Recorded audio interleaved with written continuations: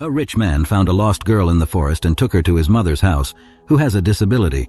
When he returned home and entered without knocking on the door, he was struck by the scene he saw. Charles Harris was driving back home, exhausted after another challenging day at the office. As the leader of the company his father had left him, he felt the weight of responsibility on his shoulders. Even with the fatigue, his mind wouldn't stop, always thinking about the next step for the company. Charles was known for his dedication and professionalism, but outside of work he was a very reserved man. Parking his car in the garage of his large house, he let out a long sigh. The loneliness of that big, quiet house weighed on him. The only person he had a true connection with was his mother, Sandra, but her health had been rapidly deteriorating due to advanced Alzheimer's. He entered the house, leaving behind the daylight that was starting to fade. "Mary, I'm home," announced Charles, not expecting to see the housekeeper at this hour. Normally she would have already left, but for some reason Mary was still there. "Ah, Mr. Charles, I was waiting for you to talk about Mrs. Sandra," Mary said with a worried tone. He sighed, knowing that conversations about his mother were never easy. "How is she today, Mary?" he asked, fearing the answer. "The same, sir, but she asked about you several times today. I think it would be good for you to spend some time with her, even if she doesn't remember afterward," suggested Mary. Charles agreed, feeling a twinge of guilt for not spending as much time as he would like with his mother. "I'll see her now," he said, heading to Sandra's room. Entering, he saw his mother looking out the window with a distant gaze, seated in her armchair. "Mom, it's me, Charles," he said softly, trying to hide the pain at seeing her condition. Sandra turned her head slowly, her gaze confused for a moment before a brief recognition lit her eyes. "Charles?" she murmured, her voice weak but filled with affection. "Yes, Mom, it's me. How are you feeling?" he asked, holding her hand. The conversation was short and for the most part confused, but for Charles, these moments were precious, a painful reminder of how things used to be. Leaving his mother's room, Charles felt the weight of loneliness even stronger. The large house felt more like an echo of memories than a home. Sitting on the couch in his room, he reflected on his life. Despite all the professional success, he felt a tremendous lack of true connection with someone. He couldn't help wondering if this was all his life was, work and caring for his mother. He wanted more, but didn't know how or where to find it. That night, after a solitary dinner in the vast dining room, Charles decided to take a walk in the forest that surrounded the property. The mansion, with its many rooms and empty hallways, seemed to imprison him in his own reflections and loneliness. The forest, on the other hand, offered a refuge, a place where he could breathe and free himself from the burdens he carried. Wearing a coat, he went out into the woods. The fresh air immediately calmed him, the sounds of nature replacing the oppressive silence of the mansion. Walking aimlessly, Charles allowed his thoughts to wander. He reflected on his life, his mother's illness, and the loneliness that consumed him. Despite everything, this moment of peace was something he longed for. As he walked along the trail, the moonlight guided his steps among the trees. The sound of leaves under his feet and the occasional call of a night bird were the only sounds that broke the silence. Charles wondered about the simplicity of nature and how, despite being the owner of a successful company, he longed for something as basic as companionship and understanding.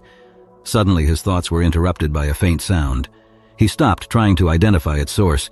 It sounded like sobbing, low and restrained. Charles followed the sound until he found a small figure huddled under a tree. It was a child, a little girl, crying alone in the darkness of the forest. With caution, he approached. "Hey, are you okay? Why are you out here alone?" His voice was soft, trying not to frighten the girl. The little girl looked up, surprised and a bit wary. "I'm lost," she said with her voice choked by tears. "I don't know how to get back home."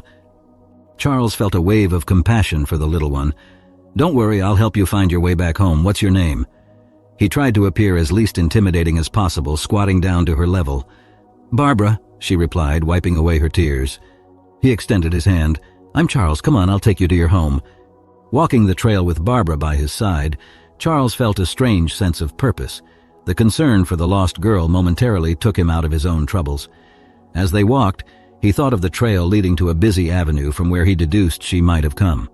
However, during the walk, Charles looked at Barbara, noticing for the first time the condition of her clothes. Her clothes, though clean, were simple and worn, signaling a reality very different from his. "Barbara, where is your home? Do you know roughly in which direction?" Charles asked, hoping to hear the name of a nearby street or neighborhood. However, the girl's answer took him by surprise. "My home? It's a little cardboard house I made.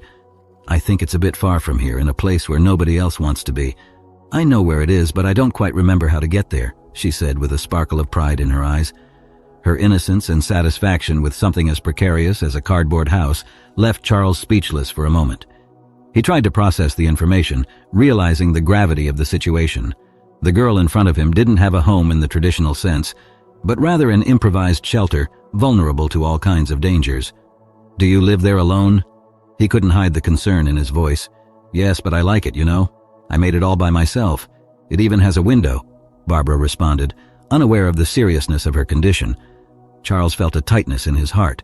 The girl's strength and independence were admirable, but the idea of letting the little girl return to such a place deeply troubled him. "Barbara, it's very cold at night and it's already late. Would you like to spend the night at my house? Tomorrow we can look at your cardboard house and see what we can do to help," suggested Charles, trying his best to sound inviting without scaring her. The girl looked at him suspiciously, but there was a glimmer of hope in her eyes. "Are you sure? I don't want to be a bother," she said timidly. Charles nodded with a gentle smile. "I'm sure, Barbara. Come on, it will be an adventure." When they arrived at the mansion, Barbara's reaction was one of pure enchantment. Her eyes widened, and with a wondrous smile she exclaimed, "Wow, this place looks like a fairy tale castle." Charles couldn't help but smile genuinely, infected by the joy and simplicity of the girl.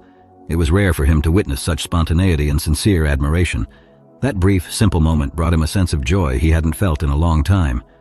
Leading Barbara through the grand entrance, he approached Mary, the housekeeper, hoping she could help with the unexpected situation. Mary, always serious and professional, raised her eyebrows in surprise to see the girl beside Charles. "Mr. Charles, what is this? Who is this child?" she asked, her voice conveying more than mere curiosity. Charles quickly explained the situation, hoping for understanding and support. However, Mary's reaction was far from what he expected. "You can't just bring a stranger into the house, sir. She could have diseases. It could be dangerous for all of us, especially for your mother," Mary reprimanded, clearly worried about the implications of Charles's decision. Mary's response surprised and irritated Charles. He wasn't used to being challenged in his own home, especially when it came to helping someone in need. "Mary, I expected more understanding from you. Barbara is just a child who needs help. We're not going to turn our backs on her," Charles responded firmly. The discussion briefly intensified, with Mary emphasizing the risks and Charles the need for compassion. Finally, Charles put an end to the conversation. "I've decided, Mary. You will get some clean clothes for Barbara, prepare a warm bath for her, and ensure she has a decent meal tonight," he ordered, his voice leaving no room for further discussion. Mary, clearly displeased, nodded reluctantly. "As you wish, sir," she said begrudgingly. Although it was rare for Charles to assert his will in this way, he knew he couldn't in good conscience do any less for Barbara. The housekeeper withdrew to carry out the orders, and Charles turned his attention back to the girl, who watched the interaction with a mix of confusion and admiration. Charles knelt beside Barbara, smiling at her. "Don't worry, we'll take care of you," he said, trying to ease any fear or concern she might have. The girl, still impressed by the grandeur of the castle house, smiled back, an expression of gratitude and relief crossing her face. At that moment, Charles felt a deep certainty in his heart. Regardless of the challenges he faced, helping Barbara was the right decision. Shortly after, Barbara was taken to her room. The temporary room Charles provided seemed like a palace in her eyes. She jumped on the soft bed, touching the pillows and exploring every corner with the curiosity and joy only a child possesses. "It's bigger than my cardboard house," she exclaimed, laughing as she ran from one side to the other, admiring the room's grandeur. After a warm bath that dissipated the cold and discomfort from her little bones, Barbara wore the clean, comfortable clothes Mary had arranged. The clothes were simple, but to her it felt like she was dressed for a party. Sitting on the bed, she devoured the meal served to her, each bite demonstrating her appreciation and gratitude.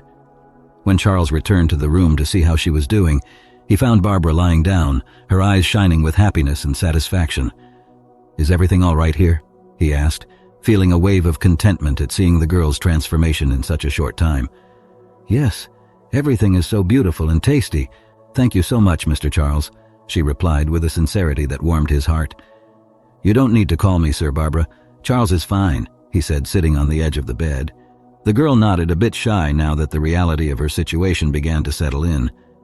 "Charles, can I ask you something? Is this house a real castle?" her childlike curiosity shining in her eyes. Charles laughed, delighted by the question. "Not exactly a castle, but it's my home, and tonight it's your home too." He realized how much he enjoyed having someone to share his large and lonely house with, even if just for one night. "Would you like me to read you a bedtime story?" he offered, hoping to make her night even more special. Barbara's eyes lit up at the offer. "I would love that," she exclaimed, settling in among the covers. Charles picked a book from the bedroom shelf and began to read, his voice soft and soothing, filling the room. Barbara listened attentively. Eventually her eyes began to weigh heavy until she fell asleep, a peaceful smile on her face. At dawn, the sunlight invading the room woke Barbara from a deep and comfortable sleep, the most comfortable she had ever had in her short life. The peace of the night was interrupted by the voice of the housekeeper Mary, who without ceremony opened the curtains and announced it was time to get up. "Quick, girl, time for breakfast," she said, in a tone that left no room for arguments. Barbara, still drowsy, rubbed her eyes and sleepily asked about Charles. "He's already left for work and won't be back until late," Mary replied in a straightforward and cold manner, without offering any comfort or further explanation. Barbara's disappointment was visible. She had hoped to see Charles in the morning, perhaps share breakfast with him like a small makeshift family, but recognizing the futility of arguing with Mary, she forced herself to get up and prepare for the day. Lazily but obediently, Barbara got out of bed, still thinking about Charles and the kindness he had shown. She brushed her teeth and dressed, alone and a bit awkward, still unaccustomed to the luxury and formality of the mansion. The housekeeper waited impatiently to take the girl to breakfast, a daily ritual Barbara had never experienced before. Seated at the breakfast table, Barbara marveled at the quantity and variety of foods, so different from her routine of scarcity. However, the presence of Mary made the meal less enjoyable. The housekeeper, maintaining her cold tone of voice, instructed Barbara, "Do not dare leave the room under any circumstances. I don't have time to watch children," she said, making it clear that any disobedience would be unacceptable. Barbara nodded, pretending to agree with Mary's instructions. However, in her heart, the girl was already planning to explore the mansion as soon as she got the chance. The curiosity and desire for adventure were too strong to be contained by stern orders. She imagined the secrets the grand house might hide, the corners and nooks still unknown to her. Mary took the girl back to her room after breakfast. At that moment, Barbara felt a mix of excitement and nervousness at the prospect of disobeying the rules. She knew she could get into trouble if caught, but the adventure called her name, and the possibility of discovering more about Charles's world was too tempting to resist. As soon as the door closed behind Mary, Barbara was planning her next move. With her heart beating a little faster, Barbara pressed her ear against the bedroom door, attentive to the sounds of the waking house. The sound of Mary's footsteps moving away down the hallway encouraged her. She waited a few moments, ensuring the housekeeper was far enough away, and then with a sigh of determination silently opened the door and stepped into the hallway. Charles's mansion was like a labyrinth of wonders to Barbara. Each corridor, each open door revealed something new and exciting. She explored with wide eyes, curiosity guiding each step. At one moment she stopped to open drawers filled with mysterious objects and relics of a distant past. At another she peered inside huge vases that seemed capable of hiding secrets. The paintings on the walls told stories of past generations, with eyes that followed Barbara as she passed. The girl wondered about the people in the paintings, imagining their lives and adventures. Each room she explored seemed to whisper ancient stories, filling her mind with questions and wonders. It was during this exploration that Barbara found the slightly open door to Sandra's room. With a mix of curiosity and hesitation, she entered, finding the elderly lady sitting in an armchair, staring into nothingness. "Hello," said Barbara, kindly approaching. Sandra turned her face towards the voice, but her eyes showed no recognition or understanding. Trying to start a conversation, Barbara continued, "I'm Barbara. I'm a friend of Charles's." But Sandra remained silent, her mind lost in labyrinths of memories that could no longer be easily accessed. The girl sat beside her, telling stories of the forest, her cardboard house, and how Charles had found her.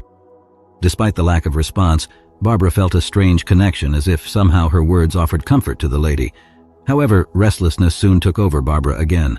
The calm of the room was cozy, but her youthful curiosity did not allow her to stay still for long. Thus she turned her attention to the surroundings, determined to discover what more the space held. The drawers and dressers revealed little beyond everyday objects and some dusty treasures, relics of a time that did not speak to her. None of this, however, quenched her thirst for adventure. It was then that her eyes landed on a massive wardrobe at the end of the room, a piece of furniture that seemed to hold secrets within its intricately carved wood. With hesitant hands, Barbara opened one of its doors, revealing an interior that was a treasure in itself. Inside, a guitar rested with the promise of forgotten melodies, but it was a very old notebook that completely captured her attention. Carefully, she took the notebook from its hiding place, feeling the weight of history in her hands. The time-yellowed pages seemed to whisper stories that awaited rediscovery. However, the moment of discovery was abruptly interrupted by Mary's voice in the hallway. Barbara's heart raced, and instinctively she hid the notebook under her clothes. fearing the housekeeper might take this new treasure from her. When Mary entered the room and saw her, the reprimand was immediate. "Barbara, what are you doing here? I told you to stay in your room," Mary exclaimed, irritation evident in her voice. The housekeeper's authority filled the space, making Barbara shrink back, guilt and fear evident in her look. "I was just looking," she murmured, knowing there was no excuse good enough to justify her disobedience. Sternly, Mary forced Barbara to return to her room, repeating that she was not to explore the house. "It's not safe, and you should not touch things that aren't yours," Mary warned, as she escorted Barbara back to her room. The adventure had ended for now, but the notebook hidden under her clothes was a secret Barbara kept to herself, a piece of mystery she was determined to unravel. Back in the safety of her temporary room, Barbara sat on the bed, the old notebook now a treasure all her own, hidden from Mary's sight and scolding. With her heart still racing from the recent adventure and discovery, she carefully opened the notebook, the pages whispering promises of ancient secrets. As she read, a world unfolded before her, a realm of memories preserved against the relentless advance of oblivion. It was evident that the notebook served as a place of records for Sandra, a desperate attempt to cling to memories that Alzheimer's disease destroyed, a condition Sandra also mentioned in the diary in a sad and desperate manner. As Barbara leafed through the pages, she uncovered another fact about Sandra, her passion for music. Among the personal memories and reflections, there were song lyrics and melodies noted down, sketches of an artistic soul trying to express itself through art. Sandra was not just a mother and a woman battling a terrible disease. She was a composer whose emotions and thoughts found an outlet in music. Then Barbara found a dedication to her son, a song that Sandra had composed especially for Charles. The lyrics of the song were simple but deeply moving. "In your eyes I find my light, like a star that shines in the sky. Your smile is my peace. It's the luck that life brings me. You grow so much, my little one, but in my heart I always keep you, and with love I wrap you in my arms and love you without fear of loving. My little bird, fly far away, fly high and far, go live, for even from afar I keep you forever, and through these notes I will reach you."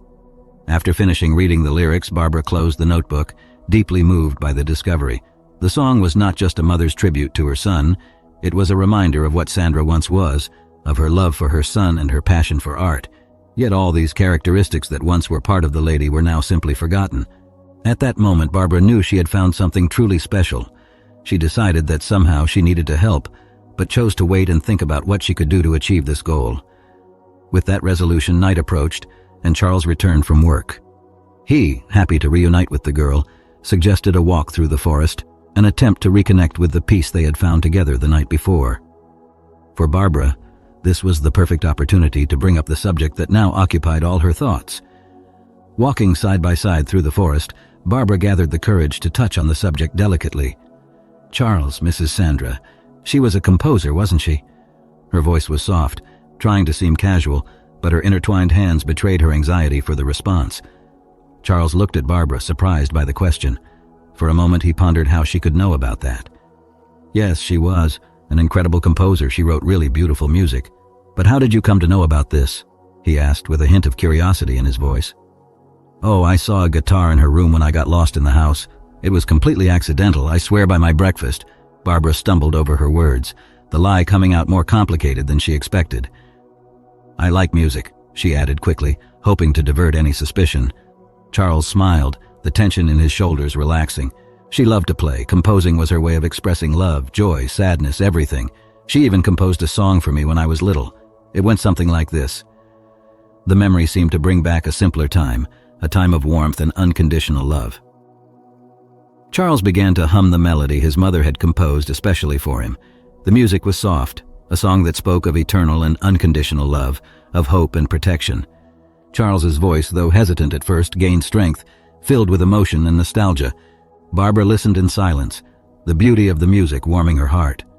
Through the melody, she felt as if she was touching a piece of Sandra's soul now shared with her. With this emotion, she felt driven to reveal a bit more about herself. "I can play the guitar too, you know. I've always really liked music as well," she said, a glint of pride in her eyes. The pleasant surprise made Charles look at her with newfound admiration. "Really? And how did you learn? You're so young to know an instrument, you must be very smart to learn so quickly." Barbara smiled, a bit sad and proud at the same time. "My dad taught me. He taught me many things, to read, to play, to be strong," she began, her voice carrying a mix of gratitude and melancholy. Charles noticed the depth of the connection Barbara had with the memories of her father, a relationship marked by love and loss. Intrigued and moved by her story, Charles asked more. "And your mother? Did she also teach you many things?" Barbara looked down, collecting her memories before answering. "My dad said she traveled to heaven after I was born. The angels needed her there. I don't know why, but she never came back," she explained simply, repeating the comforting words her father had told her. "After my dad got sick with a heart condition, he also had to go. He left me alone. The neighbors took care of me for a while after he left, but I knew I had to fend for myself. I didn't want to be a burden to anyone." Barbara's words deeply touched Charles, revealing a life marked by challenges that no child should face. Yet her strength shone through her story, a light of hope and resilience that defied the shadows of the past. "Barbara, your courage is admirable. I'm so sorry for everything you've gone through. But now you're here, and you're not alone anymore," Charles said, offering not just his support but also the comfort of a new family. The conversation between them, though filled with emotions and painful revelations, created an even stronger bond. Barbara, for the first time in a long while, felt welcomed and safe, knowing that with Charles she could find a new beginning. And Charles, impacted by Barbara's strength and life story, found a new determination to offer her a better future, a silent promise of protection and care he vowed to fulfill. After a walk in the forest, which served both to relieve emotions and to strengthen the bond between them, Charles led Barbara back to the mansion, his spirit heavy with reflections but also lightened by the girl's presence. Carefully he prepared Barbara for bed, ensuring she felt comfortable and secure in her new temporary reality. Watching her fall asleep, a sense of paternal protection grew within him, a desire to provide for her everything that life had denied her so far. As he left Barbara's room, his steps were firm, marked by a newly formed decision in his heart. Finding Mary in the hallway, Charles couldn't contain the urgency he felt in sharing his thoughts. "Mary, I've been thinking about something very serious. I want to officially adopt Barbara," he declared, his resolution clear in his voice. Mary, always pragmatic and somewhat skeptical, received the news with an expression that mixed surprise and disapproval. "Adopt the girl? Charles, are you sure? That's a huge responsibility, and with everything you already have to manage, I don't know if you're up for it." She hesitated, concerned not just with the implications of the decision, but also questioning Charles's capacity to take on such a commitment. Charles, however, was immune to Mary's doubts. "I've never been so sure of anything in my life," he responded, determination shining in his eyes. "Barbara has shown me what was missing in my life. I can give her a family, a home, and honestly, I think she has a lot to offer me too." Mary observed Charles, searching for any hesitation, any doubt that might be reasonable. But what she saw instead was a man transformed by the presence of a child, someone willing to completely alter his life trajectory for her. "Charles, I just want you to think it through. Adoption isn't something you do on a whim. You need to be prepared for everything, for all the joys and challenges it brings." Charles nodded, understanding Mary's concerns, but his decision remained unchanged. "I know it will be a challenge, but I'm ready. I will do whatever it takes. Barbara deserves a chance for a better life, and I want to be part of that." The conviction in his words was extreme, and Mary recognized the genuineness of his intention.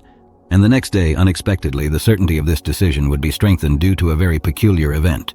The next morning, Barbara found herself encouraged by a renewed determination. During breakfast, while Mary served the meal with her usual silence, Barbara seized the opportunity to address the subject. "Mary, do you think there's any way to make Mrs. Sandra remember things again?" Barbara asked, her innocence blending with a stubborn hope. The question took Mary by surprise, making her pause. She sighed, the reality of the situation clarifying in her expression before responding. "Dear Mrs. Sandra's illness is something that can't be cured. She has Alzheimer's, and it has been getting worse over time. It's not something we can reverse," Mary explained, trying to be direct to not feed false hopes in the girl. Barbara absorbed the explanation with an unusual seriousness for her age, but the determination in her eyes did not waver. "But there must be something we can do to help, even if it's just a little," she insisted, unable to accept that there was no hope at all for the grandmother she never had. Mary watched Barbara, admiring the girl's willpower. Despite knowing the harsh reality of Sandra's disease, Barbara's faith was contagious. "Well, they say that music and old memories sometimes can reach parts of the mind that we think are lost, but it's not guaranteed." Encouraged by Mary's words, Barbara began to formulate a plan. She remembered Sandra's music notebook and the song Charles had hummed the night before. Maybe, she thought, music was the key to unlocking Sandra's dormant memories. I'll try with music then. Who knows, it might help a little, Barbara concluded, a firm resolution in her decision. Driven by her new mission, Barbara managed, with her childlike determination, to convince Mary to allow her to spend the day with Sandra. Armed with a mix of hope and a plan in mind, she entered the room where Sandra spent most of her days, a silent sanctuary of faded memories. Initially, Barbara tried to establish a conversation with Sandra, talking about the day, about little things she hoped might spark some kind of reaction in the woman. However, her initial attempts resulted in a one-sided conversation, with Sandra remaining in her usual position in her armchair, immobile, and her gaze lost in some distant point. Undiscouraged by the lack of response, Barbara proceeded with her plan, shifting the focus of the conversation to something she believed to be close to Sandra's heart: music. "Mrs. Sandra, I saw a notebook in your room. It was filled with songs you composed, wasn't it? They're so beautiful," Barbara spoke, her voice full of admiration. "Do you remember when you wrote them?" She talked about the songs with enthusiasm, describing the lyrics she had read, the melodies that Charles had shared with her, hoping that the mention of her past passions could ignite a spark of recognition in Sandra's eyes. "The song you made for Charles, I heard him sing it. It's so beautiful. It speaks of love and hope," continued Barbara, trying to reach Sandra's soul through her words. Despite her persistent attempts, Sandra's reaction remained unchanged, her expression distant, as if she were in a world apart, far from Barbara's reach. The girl, however, did not allow the lack of response to shake her. She understood that even without a visible change, these moments of sharing could be important. Determined, she decided she would try to find other ways, convinced that the music and the love it represented had the power to cross the barriers imposed by the disease. Then she had another idea. She went to her room to fetch Sandra's diary and returned to the ladies' room with it in hand, believing that perhaps seeing her own lyrics and melodies, Sandra might find a way back to the memories the disease was stealing from her. Carefully, she opened the notebook. "Look, Mrs. Sandra," said Barbara, holding the notebook in a way that Sandra could see the writings. "These are your songs. Do you remember writing them? They are very beautiful. I really like them." Her voice, full of hope, began to recite the verses of the songs. But despite the emotion Barbara put into each verse, Sandra's reaction was the same as before: none. She remained still, her distant gaze seeming to look through the notebook, through the walls of the room, to a place only she knew. The lack of response did not diminish Barbara's spirit.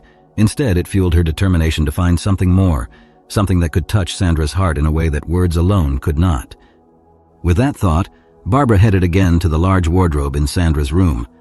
Exploring its interior once more, her eyes lit up upon discovering a box full of musical score notebooks right next to the guitar. It was a hidden treasure, the keys to the melodies that accompanied the lyrics she had read. Barbara picked up one of the notebooks, flipping through the pages filled with musical notes. Each page was a promise of sound, a potential bridge to Sandra's dormant consciousness. This might work, thought Barbara, a plan forming in her mind. If words couldn't reach Sandra, perhaps the music itself in its purest form could. Excited by the possibility, Barbara decided it was time to put her plan into action. With the notebooks in hand, she began to compare the titles of the songs in the scores with those in Sandra's diary. When she finally found matches, a mix of anxiety and excitement took over her. With Sandra's guitar, she tried to play and sing the songs, hoping that the combination of melody and lyrics could awaken some memory in Sandra's mind. Despite her efforts and the melody flowing from her fingers with increasing confidence, Sandra's reaction remained the same: none. Barbara realized that maybe the lack of familiarity with the exact way to sing Sandra's songs was preventing the connection she so desperately sought. But the girl did not let herself be discouraged. She persisted, trying different songs, adjusting her voice to the melody of the guitar as best as she could. The day turned into afternoon, where she had to stop for lunch and then return. Eventually, it became evening as Barbara continued her singing next to Sandra. Her fingers began to hurt and her throat to dry, but her spirit refused to give in to discouragement. Each chord played was a silent plea for Sandra to return, even if just for a moment, to the land that music had created. As night fell, Barbara finally had to pause, her fingers sore and her heart heavy with frustration. Despite her tireless attempts, she had not achieved the reaction she so desired from Sandra. Barbara sat silently on the floor, letting the guitar rest. Exhaustion and disillusionment began to set in, but amidst the quiet, a flash of inspiration struck her. The melody that Charles had shared with her in the forest, the song his mother had composed especially for him, resurfaced in her mind as a beacon of hope. It was the one song where she knew the exact rhythm of the singing. With renewed determination, Barbara sifted through the scores, eagerly searching for the music. Finally, Among the sheets of paper yellowed by time, she found the precious score, the notes of the music dedicated to Charles dancing before her eyes. She took a deep breath, feeling a mix of nervousness and hope, and positioned her fingers on the guitar. Carefully, she began to play the first notes, the melody flowing more easily this time, each chord echoing in the room with an emotional depth she hoped would reach Sandra's heart, and then, with a clear voice, she began to sing the verses she had memorized. It was at that moment, as the music filled the entire room, that a different sparkle appeared in Sandra's eyes. For an instant, the fog that seemed to envelop her mind dissipated, and she slowly turned her head toward Barbara, as if waking from a long dream. Sandra's eyes fixed on the girl, a fleeting recognition crossing her gaze. While this scene unfolded after an exhausting day of work, Charles was returning home with his thoughts turned to Barbara and the small joys her presence brought to the mansion. Upon arrival, his first instinct was to look for the girl. Her absence from her room sparked a pang of concern, and he hurried in search of answers. He went to Mary with anxiety marked on his expression, seeking information about the girl. "Mary, have you seen Barbara? She's not in her room." Mary, who was tidying some objects, turned to him with a calm expression. "She's in Mrs. Sandra's room.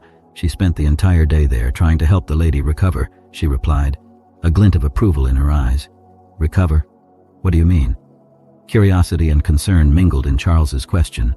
The idea of Barbara alone with Sandra all day left him both worried and curious. Mary sighed, choosing her words carefully. "She spent the whole day playing the guitar and singing songs to her. She probably saw the diary and the scores of your mother and decided to sing. It's a beautiful thing to see. Come, I'll show you." The housekeeper indicated the way, leading him down the hallway towards Sandra's room. As they walked, Charles felt a mix of anxiety and hope. The possibility that Barbara had found a way to reach his mother, who had been closed off in her own world for years, seemed close to a miracle. "Mary, did it really work? Did my mother react in any way?" he asked, almost afraid to hear the answer. Mary gave him a serious look. "Not that I know of. The last time I checked on the two, Mrs. Sandra remained the same as always, but what matters is the girl's intention." A slight discouragement from the lack of expectation made Charles sigh, but before they even reached the door, a soft melody and two voices in harmony reached his ears. Charles stopped, immediately recognizing his mother's voice in a song he never expected to hear again.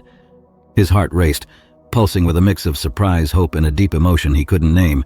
Driven by strong hope, Charles rushed down the rest of the hallway, guided by the sound that seemed to call for him. Upon reaching the room's door, he found a scene he never thought possible. His mother, Sandra, singing along with Barbara, united by the music he had shared in the forest. The music his mother composed for him in a distant past was now the link between generations, between memory and the present.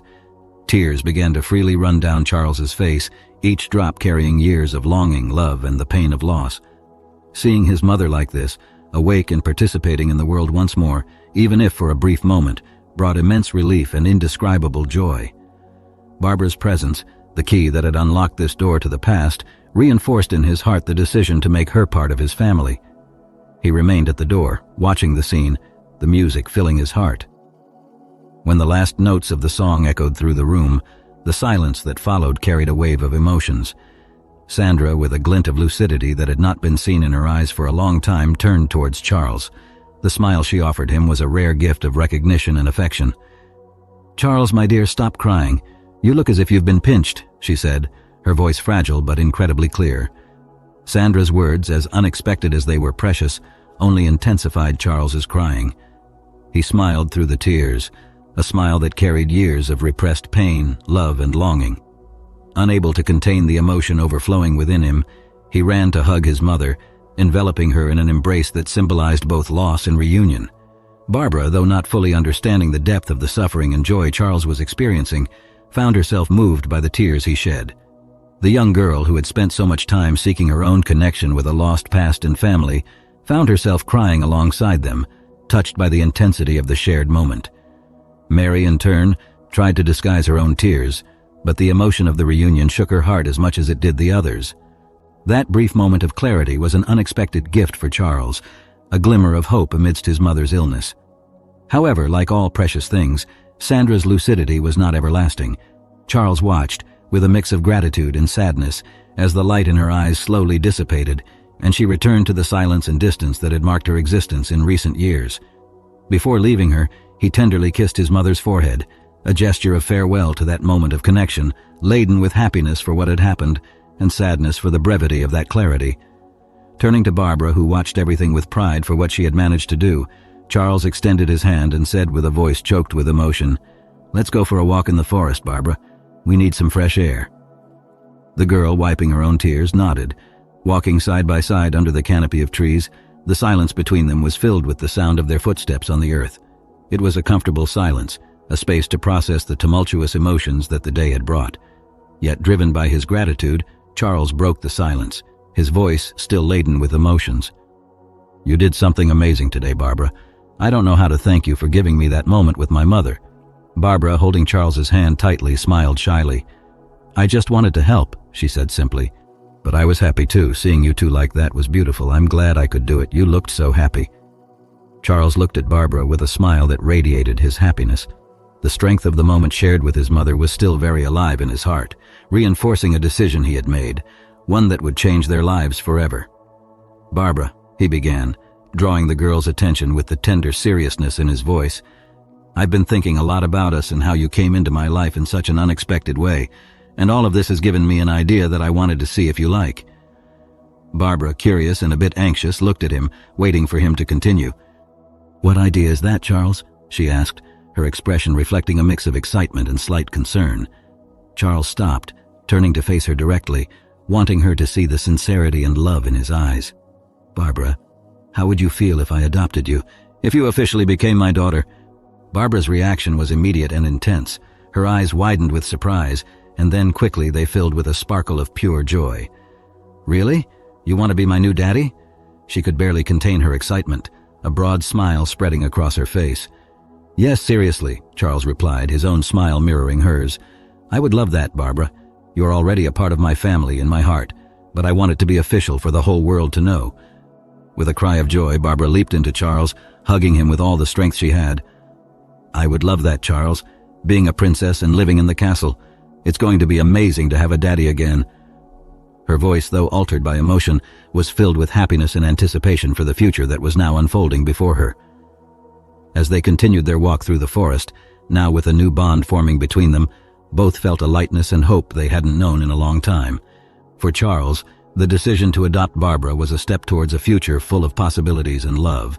For Barbara, it was the promise of a home and a family, something she had longed for since she lost her own. United by music, fate, and now a promise of adoption, they returned to the mansion, ready to start a new chapter of their lives together. In a world where hope often seems fragile, ready to be extinguished by hardships, the story of Barbara and Charles serves as a reminder of the transformative power of love, determination, and compassion. In the weeks following that unforgettable day where the promise of a new family was made, Charles did everything in his power to make Barbara's adoption official. The speed with which everything happened was a testament not only to his determination, but also to how right this decision was for both of them. Barbara, now officially part of the family, began to live under the love and care of Charles and, surprisingly, even Mary. The mansion, once quiet and lonely, now vibrated with the joy and energy of the young girl. Her desire to learn and her sharp intelligence brought constant pride to Charles, and unexpectedly, even Mary found a new purpose in supporting the girl in her studies and discoveries. Barbara's musical moments with Sandra, though brief, became a source of comfort and joy for everyone in the mansion. These moments of clarity for Sandra, albeit fleeting, were a small healing for the wounds left by the advancement of her disease. For Charles, they were a sign that despite the distance imposed by Alzheimer's, true love can never be destroyed. Thus, the days at the mansion were no longer the same. They were days of learning, music, shared laughter, and quiet moments of silent gratitude. Charles, Barbara, Mary, and even Sandra, in her moments of lucidity, formed a family united not only by blood but by heart. In the end, their story is a wonderful example that, even in the most unexpected circumstances, family can be found and formed. The adoption of Barbara was not only her salvation but also Charles's, bringing new life to all of them. They proved that, even in the face of adversity, it is possible to find happiness, love, and a sense of belonging. In that mansion, now filled with love and joy, each day was a celebration of life, something brought about by the strength of love and the beauty of forming a family. If you've enjoyed this tale, I encourage you to show your appreciation by hitting the like button and become part of our community by subscribing to the channel. Your encouragement motivates us to keep delivering exciting stories nearly every day. Make sure you don't miss the next incredible story that is currently being displayed on your screen. We deeply appreciate your support. See you soon.